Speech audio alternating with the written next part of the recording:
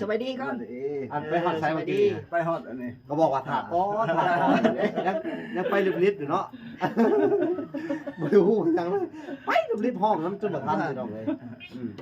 ถ้าเพราะว่าเขาก็อยากถามเจ้าอื่นกันน่ะในการไปสั่งข้าวของกันเกี่ยวกับมัน นี่นะพวกซีพวกหินทรายเนี่ย พวกหินทรายว่าเขาต้องใช้จำนวนเท่าไหร่อย่างประมาณนี้เด้เป็นบ่เลยเขาใช้หลายบ่ ก็หลายเติม อันนี้ตัวอย่างคือดินบล็อก บล็อกนี่ก็80 ก้อนแล้วก็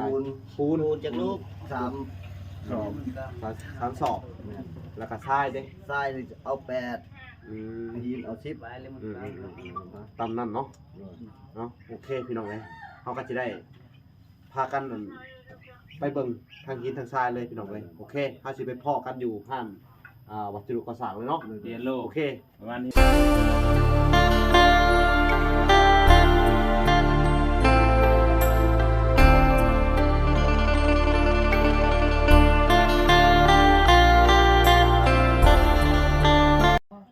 สบายดี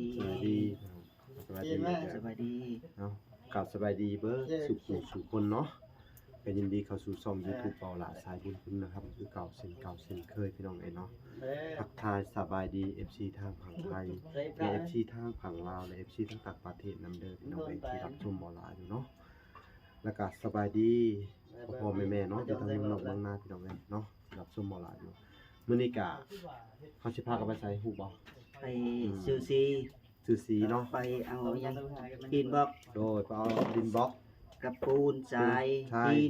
หิน เนาะ โดย แต่ก็เขาก็ยังบ่ฮู้ราคาสีมันบ่ โดย แต่ว่าจำนวนสีนี่เอาเป็นกระป๋องใหญ่ๆเนาะ โดย กระป๋องใหญ่แต่ว่าสิลองเอามาใส่ก่อนจัก2-3ป๋องเบิ่งว่ามันสิเบิดหลายปานใดเนาะ โดย แต่ว่าสีที่ทางอันแม่เพิ่นมักก็คือน่าจะเป็นสีเขียวสีฟ้า โดย สีฟ้าอ่อน โดย สีฟ้าอ่อนๆแล้วก็สีขาวเนาะ โดย สีขาวเนี่ยเขาก็ คณะบ่ ถ้าอันเป็นประตู โดย ของเอี่ยม โดย ประตูบานใหญ่แล้วก็ทาลูกติงเนาะ โดย แต่ว่าส่วนของสีสีผ้าเนาะก็ทาเป็นแป้นไปเลยเนาะ โดย ดีใจอยู่บ่ ดีใจ อันนี้ก็คือเป็นปัจจัยทางเมทอนแก้วพี่น้องเอ้ย โด เนาะ ย ที่ว่าคอยอุปถัมภ์เนาะคำสู้ทั้งบ่อแก้ว โดย แล้วก็ทั้งบ่หลาพี่น้องเอ้ยก็ถือว่าผู้ใหญ่เพิ่นมีจิตใจเมตตาสงสารแล้วก็อุปถัมภ์ของครอบครัวไอ้สู้อุปถัมภ์คำสู้ของครอบครัวไอ้แก้วมาตลอดก็คือแม่ทอนแก้ว โดย แล้วก็ทั้งแม่ตู้ยูเอแล้วก็ผู้ใหญ่หลายๆท่านเนาะที่เอาบ่ได้ชื่อน้ำก็มีแน่เนาะพี่น้องเนาะก็ถือว่ามื้อนี้ก็เฮาสิได้ออกไปเบิ่งสี โดย แล้วก็ออกไปเบิ่งพวกหินทราย แม่น ปูน อุปกรณ์ก่อสร้างเนาะ พี่น้อง หินบล็อก เพื่อเฮาเอามาเฮ็ดบันไดแม่นบ่ โดย แม่นก็ทางสร้างเพิ่นก็บ่มีเวียกเฮ็ดหยัง โดย เพิ่น ร ก็ อ ได้หยุด แปดแอม รอเป็นแอมแม่นอยู่ โดย เอ้าโอเคบ่แก้ว โดย เฮาก็จะได้ออกเดินทางไป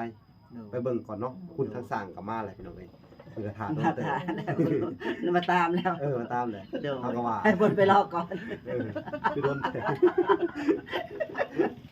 เป็นจะได้ช่าง เออก ำลังสิไปแล้ว เออ แต่โอ้ช่างมาตามแล้วนั่น ถามว่าตามอะไรเอ้าไปบ่ ไป มาเข้ากล้องเลยขวาดดูดิ ที่มันเติมน้ำมันให้เพิ่นเด้อลบไปลบ เออ สบายดีก่อน อันไปฮอดไซมาดี ไปฮอดอันนี้ ก็บอกว่าถากก่อนยังไปลิบๆอยู่เนาะบ่รู้จังเลยไปลิบๆห้องน้ำจนบ่ทันพี่น้องเลยถ้าเพราะว่าเขาก็อยากถามเจ้าอื่นกันในการไปสั่งข้าวของเกี่ยวกับ นี่นะพวกซีพวกหินทรายเนี่ย พวกหินทรายว่าเขาต้องใช้จำนวนเท่าไหร่อย่างประมาณนี้เด้เป็นบ่เลยเขาใช้หลายบ่ ก็หลายเติม อันนี้ตัวอย่างคือดินบล็อก บล็อกนี่ก็80 80ก้อนแล้วก็ปูน ปูนจากลูก 3 สอบ 3 ศอกแล้วก็ทรายเด้ ทรายนี่เอา8หินเอา10 ตามนั้นเนาะโอเคพี่น้องเอ้ยเขาก็จะได้พากันไปเบิ่งทางหินทางทรายเลยพี่น้องเอ้ยโอเคเฮาสิไปพ้อกันอยู่ผ่าน วัสดุก่อสร้างเลยเนาะ เฮโล โอเค ประมาณเฮโล ไปเบิ่งน้ำกันเลยพี่น้องเลยโอเคไปเลยเดินทางมาหอดบนที่สั่งหินสั่งทรายเลยสวัสดีเอ้ยสวัสดีเด้ออันเฮาสิมาสั่งหินทรายน้ำเจ้าแหละกะสิเอาแบบเอาไปเฮ็ดแทงบันไดซื่อแหละกับดินบล็อกมันก็สิสั่งบ่หลายปานใดเนาะแทงบันไดซื่อเนาะเฮาก็สั่งเป็นเอาเป็นเพิ่นขายเป็นถังก่อนนะคือว่า สั่ง30 ทาง10ก็สิเอาประมาณจักถัง7ถังบ่ ประมาณ เอา10ซะ เออ แปลว่าหินหัน10 ทรายหัน8 ประมาณนั้นแหละก็ ปูน3ศอก ปูน3ศอก เอาปูนแดงกับปูนเขียว ปูนแดง แล้วก็ แล้วก็บล็อก80 โดยแล้วก็แผ่นเรียบจะมีบ่ อันนี้มีปั๊มในหาว่าเขาไปส่งได้อยู่ต้อง เออ ไปพร้อมกัน โอเคไปพร้อมกันเอาแผ่นเรียบไปนำเลยจักแผ่นเรียบบอกก็เลย เป็นเรียบบ่เนาะ แช่เพิ่นเทียนวินมาให้เลยนะเขาก็จ่ายเงินอยู่พุ่น แผ่นนะ เออเฮ้ยฮอดบ่ โอ้ สิ ยหมอหมด2ข้างก็เอา6แผ่นครับ โอเค แล้วก็อันสีป่ะนี่ไปเบิ่งสีกะจะมีนะสี แต่ให้เราเขียนบินให้อยู่พุ่นน่ะเด้อ อืม นี่นอนไปส่งอยู่พี่ อืม อยู่หันเฮโล มันมีมันมีแผ่นเดียบเด้ แล้ว เรา เขาบ่จัก เอา ราคามันแผ่นเดียบหั่น ได้ หินทรายเราโทรมาหาคอยแล้วก็สิบอกราคา โอเคกะมีแต่เจ้าจดทินชายจะไปแผ่นเรียบแล้วเขาจะเอาเอง อยู่น้ำลาวมันมีบอก แต่ว่าจะมีสีบ่ สีอยู่น้ำลาวแล้วก็บอกอยู่น้ำลาวแผ่นเดียบอยู่น้ำลาว โอ้เรื่องเขาจะไปสั่งน้ำลาวพุ่นเนาะเจ้าหินทรายเจ้า หินทรายกับปูน โอเคฉะนั้นเฮาสั่งแต่หินทรายกับปูนเจ้าเด้อเจ้าจดแต่ของเจ้าเด้อ มาให้เราจดใส่ใบเดียวโลด โอเคค่ะไปสั่งห้านนะพุ่นเลยโอเคพี่น้องเองเฮาก็สิเดินทางไปห้านตัวใหม่เนาะเอาโอเคไปพอกันอยู่ห้านนั่นแหละเอาโอเคพี่น้องเอ้ยทางบ่ล่ะก็เดินทางมาฮอดบ่ที่เฮาจะสั่งอุปกรณ์ก่อสร้างอีกร้านหนึงพี่น้องเอ้ยเนาะเฮาก็สิได้มาสอบถามเพิ่นเบิ่งเป็นได้สั่งสั่งเพิ่นอุปกรณ์มีหยังแหน่ บล็อกพวกนั้นนะพวก ก็697,000 อืม ค่าพัก อืม ค่าโอน500,000 เดี๋ยวเพิ่นกำลังคาเวียกอยู่พี่น้องเดี๋ยวเราจะค่อยสอบถามเพิ่นทีหลังเนาะเอาโอเคพี่น้องเอ้ยเนาะเวลาก็จะได้ให้ทางสร้างเพิ่นบอกจำนวนวัสดุก่อสร้างที่เฮาต้องการพี่น้องเอ้ยเนาะเอาสร้างบอกเราว่าเอาอีหยังแหน่ เอาอันนั้นปูน ปูนเขียวปูนแดง ปูนแดง3ศอกแล้วก็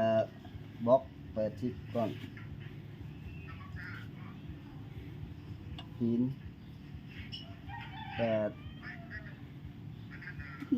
8ถัง ถัง ทราย 30 แผ่นเรียบ แผ่นเรียบ6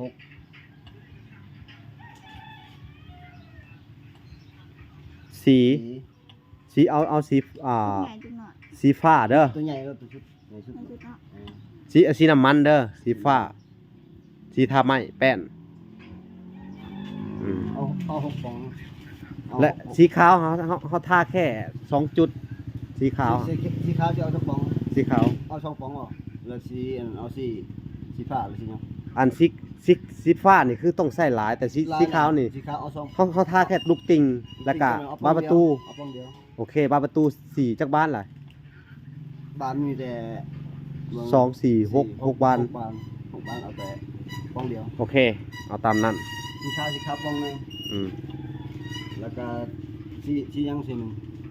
ก็มีแต่สีฟ้าแห สี ละ ฟ้าสีปอง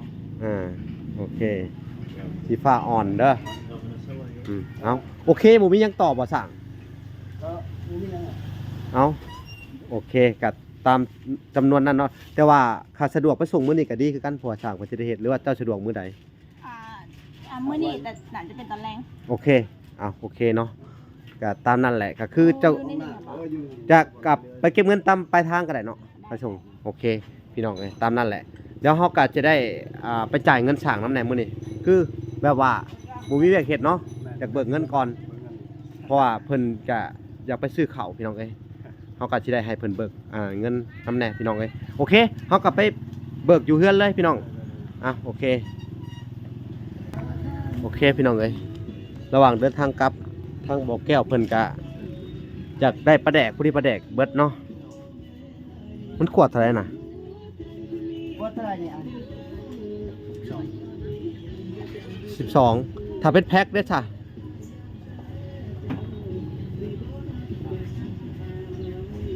เอาเป็นแพ็คหนึ่งฮะ ผ้าชีนี่เลยแสนสาวตัวนี้เลยแสนสิบ เอาแซนซิปอ่ะ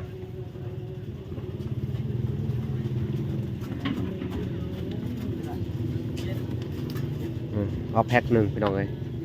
เนาะ110,000แม่นบ่โอเค110,000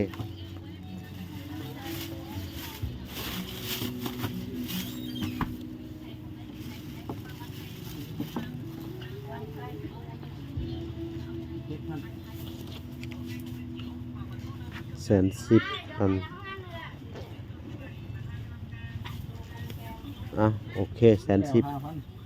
มาให้เปิ้นเดี๋ยวเขาก็จะได้ไปจ่ายเงินค่าสร้างน้ำในพี่น้องเองเนาะอันนี้ก็เป็นจำนวนเงินของแม่ถอนแก้วคือเก่าพี่น้องเองเนาะโอเคเดี๋ยวไปจ่ายเงินค่าสร้างเพิ่นก่อนโอเคเนาะไปพอกันอยู่เพื่อนเลยโอเคเดินทางมาฮอดแล้วเนาะอันนี้ไปให้เมียเฮ็ดกินให้สร้างกิน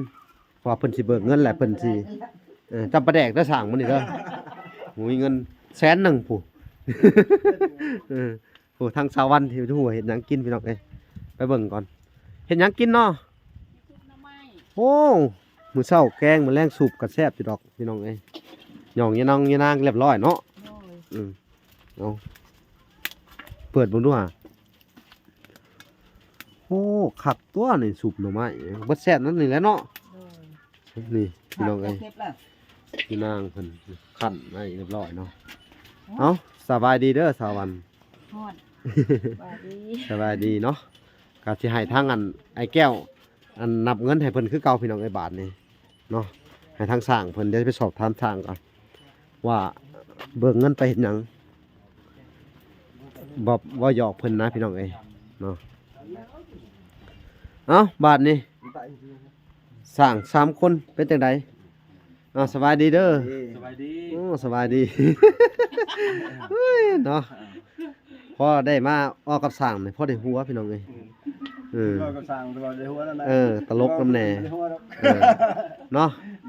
อันก็ถามเล็กๆน้อยๆสร้างไงเป็นจะได้อันความรู้สึกเพื่อนใกล้สิแล้วแหละสิเบิกเงินแล้วเนาะที่ว่าเงินคือเก่าอ่ะเจ้าที่มาดีใจบ่แม่น สิเบิกเงิน เก่าไปเรื่อย เบิกเงินคือเก่าพี่น้องเอ้ยสรุปแล้วเขาเบิกจักเทื่อแล้วนี่ยังเหลือ7เด้อเนาะเหลือ7แล้วก็เหลือ4บาทนี่ไอ้ที่วุฒิชาขยันไปเรื่อยแหละขยันว่าที่มีขยันนั่นแหละ พี่น้องเอ้ยยังเหลือ4บาทนี่เนาะสิเบิกไปอีก3ล้านพี่น้องเอ้ยเนาะนี่ก็ได้ผักได้เฮ็ดอีกโดยเนาะบุญก็เลิกคันมีแต่ว่าเขาสิมาส่งในมื้อตอนแรกได้หมดนี่ตอนแรกก็ได้เฮ็ดตื่นคือเก่าก็มีแต่ว่ามาก่อมันลงบันไดไว้เลยก่อน่ะไว้เลยบ่ทันก็แป้นนี่ก็สิมามื้ออื่นนั่นแหละอันนั้นก็สิมาผู้ที่อีกมื้อฮืนมื้อฮื้อมื้อตึ้งก็แล้วเนาะอยากว่าวันแล้วยานบ่แล้วก็ว่าว่ากันพูดมีแฮงไว้กับ Google อย่าบอกนะช่างว่าเบิกเงินแล้วอันนี้ก่อนว่ะไปเก็บโตว่ะไปจ้างผู้อื่นก็บ่เฮ็ดจ้างผู้อื่นก็บ่เจ้าก็ได้แต่เท่านั้นแหละจังบ่มาเนาะเห็นว่าได้เงินเลยแบบอันสิไปเที่ยวไปหยังไกลๆว่ะอยู่ก็กินมื้อเฮือนโอ้ซื้อข้าวกินน้ำโอ้ไปมื้อข้าวกินเลยแม่นเลยโอ้ขาดไปก็เบิกก็ซื้อข้าวเลยเล่นๆนะเพิ่นเบิกซื้อข้าวตลอดเนาะแม่นเพิ่นก็บ่มีข้าวมันอยู่นี่แล้วมีแต่ไปแล้วก็พวกเฮาบ่เป็นงานพวกเฮาแบบปกติข้าวกินมีเนาะแต่ว่าช่างใหญ่บ่มีบ่มีโอเครถก็สิห่างๆเพิ่นไปนั่นเนาะเพิ่นมาใช้แบบนี้เพิ่นมื้อน่ะเปลี่ยนแสลงใหม่คันนี่บ่เพิ่นเปลี่ยน400,000หรือ300,000กว่า300,000พุ่นเนาะเบิกเงินไปมื้อน่ะเข้าแน่นะครับแป้งรถแตกก็แป้งเองเปิ้งรถอีกแป้งกับแป้งเองอีกแป้งกับแป้งครับไปจ้างเขาก็ได้โอ้ใครแต่ว่าแป้งเองเนาะโอ้ได้หมดได้เบิดสิมือทุกอย่างเป็นเลยเป็นทุกอย่างเนาะซ่อมรถก็เป็นไปเฮ็ดยังอยู่ตาแขกมาเฮ็ดน่ะ ลูกกึ่ง ใหญ่เนาะผู้อยู่ลูกกึ่ง โอ้อยู่ลงกึ่งเป็นรถใหญ่ เครื่อง ลูกกึ่งนะค ร รับ ถใหญ่นะเฮ็ดเป็นหมดทุกอย่างเพิ่นน่ะ เฮ็ดเป็นทุกอย่าง ประสบการณ์หลายอย่าง ประสบการณ์เพิ่นได้ 10 ปีเลย อืม 10 ปีแล้วเพิ่นเฮ็ดงาน 10 ปีแหละพี่น้องเอ้ยเฮ็ดงานอยู่พุ่นเนาะ แต่ว่า โอ้ยแสดงว่า ยังลำบาก เออ ซ้ำเก่า ยังลำบากซ้ำเก่า ยังลำบากแล้วปานนั้นยังมีลูกไผ่อีก3-4 คนคือแต่งรอดเลยบ่ รอด ยุ่งกับผู้ใดนะ ยังบ่ได้ทันแต่งอะ แต่งมา แต่งหมดแหละเพิ่นแต่งให้ โอ้แสดงว่าตัวรอดบ่หยอกก็ซื้อ ไม่ใช่ว่าไม่ใช่รอดตัวเขาเนอะ แต่ว่า เออ ลูกนี่มาเอาใจจะได้เอาในปะทิมละให้ เออ ให้พ่อแต่งใหม่อีก ยังนี่ได เออเรื่องจริงไม่ ก็คืออันพี่น้องเอ้ย ก็ได้เออ อันขออนุญาตอัน เออ ขอโทษขออภัยน้ำสางเพิ่นบ่หยอกเด้อบ่หยอกเพิ่นนะพี่น้องเอ้ย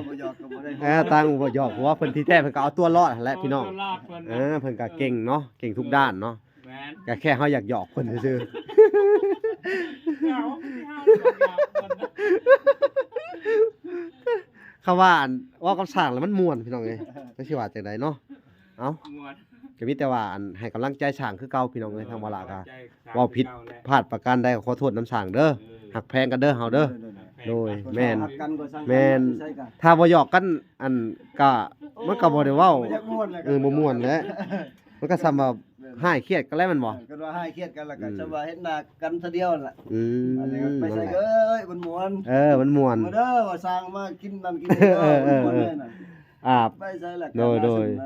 ไปไกลอันน่ะก็มาแวะไปเที่ยวหา แม่นล่ะ ไปทางคุณก็ไปแวะลิ้นได้เนาะแต่ว่าเฮาสิบ่ได้อยู่ในเฮือนหรอกคือเขาเว้าแหละเฮาก็สิไปอยู่แบบสิแหละ เยอะ เนาะ เอาหน้าอยู่เวียกบ่เฮ็ดเวียกหั่นไปหาเพิ่นกันนะ เออแม่น เดี๋ยวเพิ่นยังคิดฮอดมาเด้อสร้างมาเฮ็ด ๆก็เขาว่าได้เฮ็ดแท้นี่ก็มีแต่ชุมเจ้าหั่นแหละ นั่นแหละ สิให้ชุมเจ้าหั่นแหละ อันดำเนินการเลยแล้วก็ไปอยู่แล้วกันมาสิแหละคุกคีนำกันเขาไปทางไกลกะเอาเนาะ พบผู้ดังเมืองว่าแถวหนองน้องมอหรือว่าแถวเมืองพินว่ากะ มีได้เมียน้อยเลยว่า ฮะ อยากมีได้เมียน้อยเลยเนาะ สร้างสิเฮ็ดว่าซั่นบ่ ว่าแล้ว เว้าหยอกกันพี่น้องเนาะ หยอกกัน นะจากที่ได้พี่น้อยอาจารย์เอาที่จริงช่างก็ฮักครอบครัวพี่น้องเอ้ยเนาะเพิ่นก็อันแปลว่าเว้าหยอกเว้าหัวกันนี่แหละพี่น้องเอ้ยเนาะ ก็บ่ฮู้ว่าก็บ่ได้ลูกเนาะ นั่นแหละประมาณนั้นเนาะเอ้าไอ้แก้วเอ้ยมานี่แน่มานำเงินให้เพิ่นนำแน่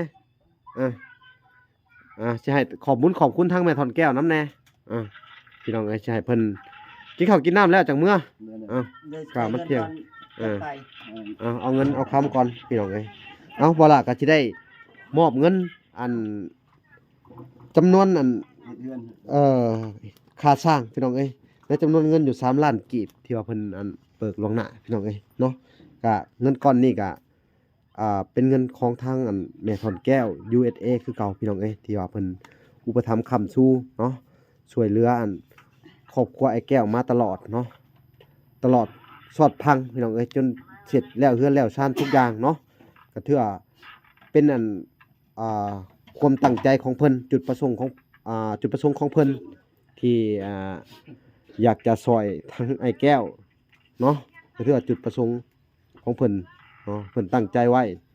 ก็มีแต่ว่าจะให้ทั้งอันไอ้แก้วนับแล้วก็จะให้ทั้งไอ้แก้วและครอบครัวขอบคุณทั้งอันแม่ทอนแก้วเด้อไอ้แก้วเด้อเอาพี่น้องเอ้ยสิให้เพิ่นนับเอาก่อน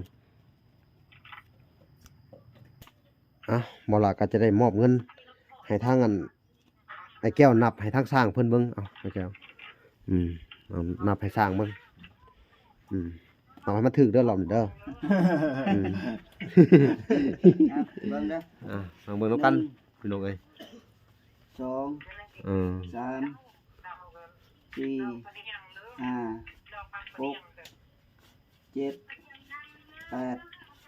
9 10นะ12 แถมให้บ่ฮะแถมลมให้ซื่อบ่แม่นก็บ่แม่นเตี้ยเงิน1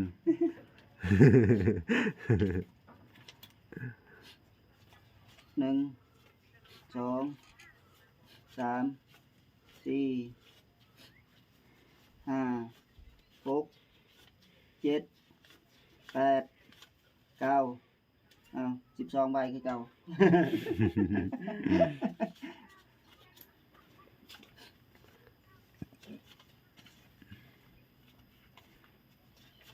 1